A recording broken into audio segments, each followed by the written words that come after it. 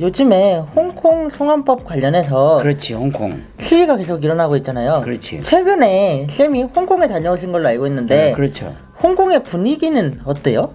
쌤이 홍콩을 거쳐서 심천 그리고 그 인근의 동관 해주 지역을 다녀왔는데 네. 심천 지역에는 중국의 인민해방군이 주둔을 하면서 홍콩 사태를 대비하고 있었고 홍콩 시민들은 송환법을 반대하는 시위를 했죠. 그렇지만 홍콩은 한 보름 전 이런 때와 달리 상당히 차분하게 진행이 됐어요. 쌤이 분석하면 폭력 시위가 자칫 중국의 과도한 개입을 불러들일 수 있다는 홍콩 시민들의 자제, 두 번째는 중국 경제와의 홍콩 경제와의 그 연관관계 때문에 자제를 한 것 같아요. 송환법이 뭐길래 이렇게 홍콩 사람들이 크게 반발을 하는 거예요? 송환법은 한마디로 범죄인 인도 조약이에요. 그래서 홍콩에서 범죄를 저지른 사람을 그 관련된 국가로 송환해 주는 것, 자동적으로. 우리 한국도 맺고 있죠. 네. 그러니까 홍콩은 약 전 세계 20여 개 나라와 맺고 있는데 공교롭게 중국, 대만, 마카오 그 세 개 지역과만 맺어 있지 않아요. 홍콩과 중국, 홍콩과 대만, 홍콩과 마카오 굉장히 자유롭게 많은 사람이 오고 가는 지역인데 거기서 범죄가 일어났을 때 범죄인을 인도할 수 없는 그런 조항 때문에 상당히 애로사항이 많은 부분도 있어요. 근데 홍콩인들이 생각하기에는 중국 정부가 그걸 악용해서 홍콩의 선량한 시민이랄지 또 반체제 인사, 중국 정부에 반대하는 언론인들을 자기 자의적으로 데려가는 그러한 폭거를 막기 위해서 지금 송환법을 반대하는 거죠. 송환법이 대두가 된 거는 네. 홍콩인이 대만에 가서 자기 여자친구를 살해해가지고 알죠. 홍콩으로 도망가 버렸죠. 네. 근데 원래대로 국제 관례에 따르면 그 살인을 저질렀기 때문에 대만으로 보내서 재판을 받아야 되는데 홍콩과 대만 사이에 범죄 인도 조약이 안 맺어져 있기 때문에 사람을 죽였음에도 불구하고 살해한 여자친구의 카드를 훔쳐서 쓴 혐의로 39개월, 약 3년 3개월의 형만 살 수밖에 없는, 그래서 홍콩과 대만 사람들이 분노를 했었죠.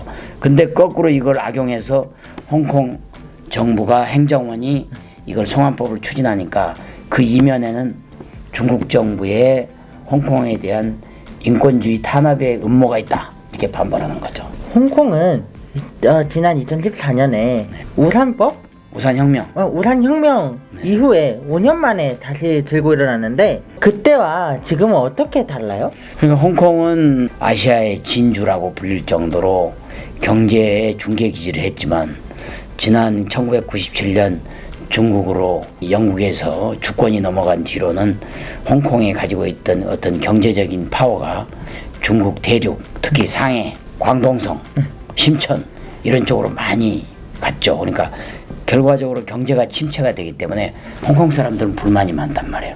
홍콩 행정부의 주요 요직도 전부 친중파들이, 중국하고 친한 사람들이 차지하고 있고 또 중국에서 한 10% 이상의 많은 사람들이 와서 홍콩의 부를 장악하고 있기 때문에 홍콩 사람들로서는 그게 상당히 기본적으로 불만인 거죠. 그리고 무엇보다도 홍콩에서는 그동안 중국 국가의 영도들 제1순위로 시진핑 국가주석이 있고 그분을 둘러싼 7명의 상무위원이 있고 25명의 정치구원이 있는데 그동안 홍콩에서는 출판의 자유가 있기 때문에 바로 중국의 영도인 25명의 정치구원들에 대한 여러 가지 찌라시성 음모론 또 스캔들 이런 걸로 책이 많이 팔렸어요. 근데 2015년에 바로 그걸 만들던 팔던 출판사 사장 5명이 중국으로 몰래 송환법이 없으니까 납치되다시피 가서 그때부터 출판의 자유가 없어졌다. 그래서 중국 정부하고 대립을 세우는 거죠. 송환법